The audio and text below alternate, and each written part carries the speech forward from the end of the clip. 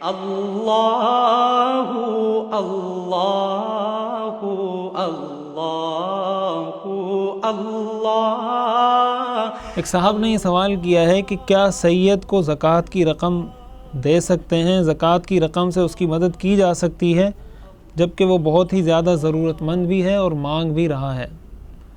تو اصولی بات جو شریعت کا اصول ہے اور اصل بنیادی مسئلہ ہے وہ یہی ہے کہ کسی سید کو بنو ہاشم کو زکوٰۃ نہیں دی جا سکتی۔ صحیح حدیث کے اندر حضور علیہ الصلاۃ والسلام نے اس سے منع فرمایا۔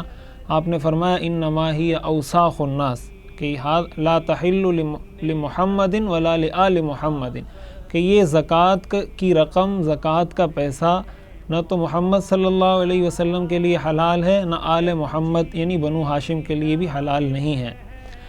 اور آپ نے فرمایا کہ یہ لوگوں کا میل کچیل ہے، اور ظاہر بنو ہاشم حضور علیہ الصلاۃ والسلام کا قبیلہ ہے، حضور کی آل ہے، ان کا بہت بڑا مقام، بہت بڑی حیثیت ہے، اس لیے یہ میل کچیل ان کو نہیں دیا جا سکتا۔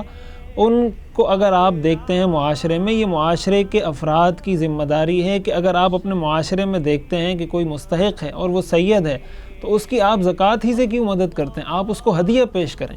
جب وہ اتنے بڑے خاندان سے تعلق رکھتا ہے اور آپ یہ جانتے بھی ہیں کہ یہ مستحق بھی ہے تو آخر کیا ضرورت ہے کہ اس کی زکوٰۃ ہی سے مدد کی جائے؟ شریعت نے تو صرف زکوٰۃ دینے کا حکم نہیں دیا، شریعت نے تو نفلی صدقات اور ہدیے دینے کا بھی حکم دیا۔ آپ نفلی صدقے سے مدد کر لیں، ہدیے کے ذریعے ان کی مدد کر لیں۔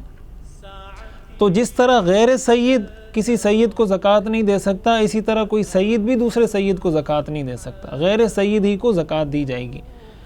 تو یہی فقہ حنفی کا یہی مسلک ہے۔ البتہ علامہ انور شاہ کشمیری رحمۃ اللہ علیہ نے لکھا ہے کہ اگر کوئی سید اور بنو ہاشم میں سے ہے اور واقعتاً مستحق زکوٰۃ بھی ہے اور وہ آپ سمجھتے ہیں کہ وہ اس حد تک پہنچ چکا ہے کہ اس کے لیے شرعاً سوال کرنا اور بھیک مانگنا حلال ہو گیا ہے، یعنی اس کے پاس ایک دن کے کھانے پینے کا راشن بھی گھر میں موجود نہیں، یا اس پر اتنا قرضہ ہے یا ایسا کوئی مالی دباؤ اس پر پڑا ہوا ہے کہ جو کسی بھی طرح وہ ادا نہیں کر سکتا، اور آپ سمجھتے ہیں کہ یہ بہت ہی زیادہ مجبور ہے اور کسی اور ذریعے سے اس کی کوئی مدد بھی نہیں کر رہا، تو ایسی صورت میں علامہ انور شاہ کشمیری رحمۃ اللہ علیہ نے اس کی گنجائش لکھی ہے کہ ایسی صورت میں اس کو زکوٰۃ دی جا سکتی ہے۔